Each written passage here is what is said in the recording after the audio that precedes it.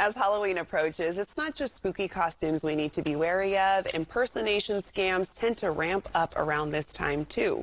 Schoolsfirst Federal Credit Union is here to talk about ways you can make sure you are staying financially safe this Halloween season. Let's welcome Tammura Thomas, Fruitridge Branch Manager for Schoolsfirst Federal Credit Union. Hi, Tammura. Hello, Desiree. Okay, so I mean, spooky season, but also people doing spooky things. We don't like that. I know, especially around this time of year, right? I'm not a fan of it. No, I'm not either.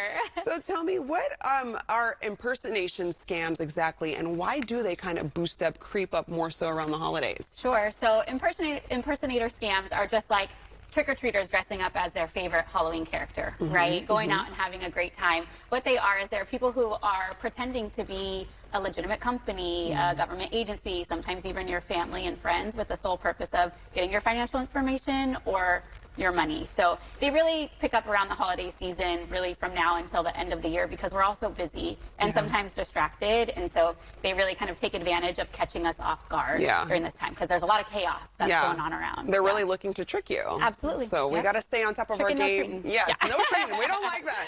So, I mean, what are some of the warning signs that someone might be trying to trick rather than treat you, Tammura? Right. So really unexpected phone calls, text messages, emails. Those are things that, you know, if you're not expecting something, you're not expecting a phone call from somebody, that's something to really look out for. And there's some other red flags.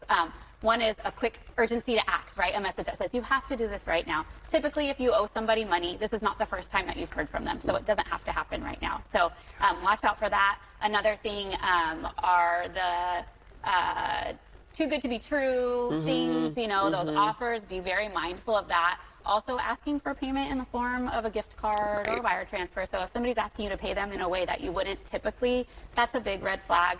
And one that I wish people really listen to more is there should never be a request to keep an interaction secret. So you should be able to share with your family and friends if somebody's asking you for something. Yes, I feel like that big red flag is that gift card, because if I'm giving you a gift card, that seems like a birthday present, not me paying a bill. Right. And legitimate companies are not going to ask for that. What are they going to do with a gift card? Exactly. You know? Give me a Best Buy gift card. No. So what steps can people take to protect themselves? So just like Halloween, we'll keep with the Halloween theme, just like you inspect your children's candy right before you allow them to eat it or eat it yourself as a parent. One of the things that you really want to do is really verify before you trust a lot of the messages that you're getting and phone calls. I think people will understand.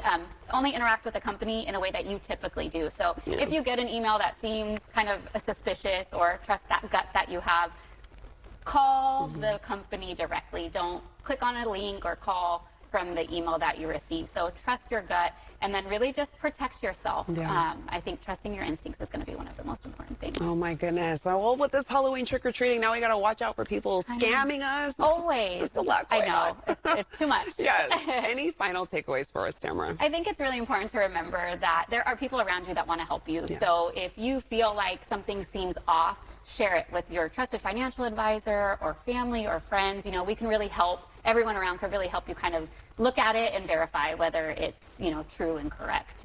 So remember that. Reach out, phone a friend, and just be cautious, vigilant, slow down a little bit. I know it's really hard during this time, but if something doesn't seem right, it probably isn't. So you really have to trust yourself. I feel like that's the key phrase, slow down, because we are so busy, go, go, go. But when it comes to your finances and figuring out if someone's trying to scam you, stop and check it out. Talk to somebody. Talk to somebody. Talk to your financial advisor. Your best friend. No.